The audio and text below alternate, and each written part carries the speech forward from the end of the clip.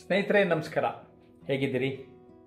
ಈ ವಿಡಿಯೋ ನೋಡಿದ್ರೆ ನೀವೊಬ್ಬ ನಾಯಕರಾಗೋದಕ್ಕೆ key points 5 key points ಸಿಗ್ತವೆ. ಬೌದ್ಧಿಕ ಅಂಶಗಳು ನಾಯಕತ್ವರಾಗೋದಕ್ಕೆ ಹೇಗೆ ಸಹಾಯ ಆಗ್ತದೆ ಅನ್ನೋದಕ್ಕೆ 5 ಅಂಶಗಳನ್ನು ನೀಡ್ತಾ ಇದ್ದಾನೆ. ಮೊದಲನೇದು ಅನಲಿಟಿಕಲ್ ಕೇಪಬಿಲಿಟಿ, ವಿಶ್ಲೇಷಣಾ ಸಾಮರ್ಥ್ಯ. ಒಂದು ವಿಷಯವನ್ನು ಸಮಗ್ರವಾಗಿ ಎಲ್ಲ ಮಗ್ಗುಲುಗಳಿಂದ ಮೂಲೆಗಳಿಂದ ಗಮನಿಸುವಂಥದ್ದು ಅಟ್ ಡಿಫ್ರೆಂಟ್ ಆ್ಯಂಗಲ್ಸ್ ತುಂಬ ಮುಖ್ಯ.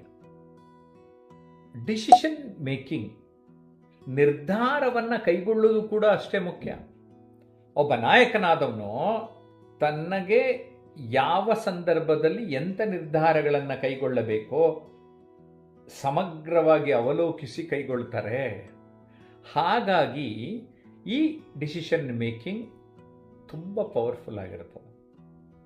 ಪ್ರಾಬ್ಲಮ್ ಸಾಲ್ವಿಂಗ್ ಮೈಂಡ್ಸೆಟ್, ಸಮಸ್ಯೆ ನಿವಾರಣೆ ಮನಸ್ಥಿತಿ.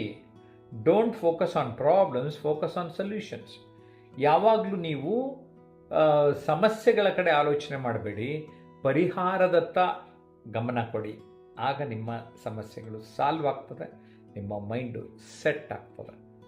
ಕ್ರಿಯೇಟಿವಿಟಿ, ಸೃಜನಾತ್ಮಕತೆ, ಡೂಯಿಂಗ್ ಥಿಂಗ್ಸ್ ಡಿಫ್ರೆಂಟ್ಲಿ, ಹೊಸತನದಿಂದ, ಹೊಸ ರೀತಿಯಿಂದ, ನಾವೀನ್ಯತೆಯಿಂದ ತಮ್ಮ ಬುದ್ಧಿಶಕ್ತಿಯನ್ನು ಉಪಯೋಗಿಸಿ ವಿಭಿನ್ನವಾಗಿ ಆಲೋಚಿಸಿ ವಿಭಿನ್ನವಾಗಿ ಕೆಲಸಗಳನ್ನು ಮಾಡಿದಾಗ ಅಲ್ಲಿಯೂ ಕೂಡ ನಮಗೆ ಯಶಸ್ವಿ ಆಗ್ತದೆ. ಸ್ನೇಹಿತರೆ, ಮೆಚೂರಿಟಿ, ಒಂದು ರೀತಿಯ ಪ್ರಬುದ್ಧತೆ ನಮ್ಮದಾಗಬೇಕು, ಗತ್ತು ಗಮ್ಮತ್ತು ಗಾಂಭೀರ್ಯ ನಮ್ಮದಾಗಬೇಕು.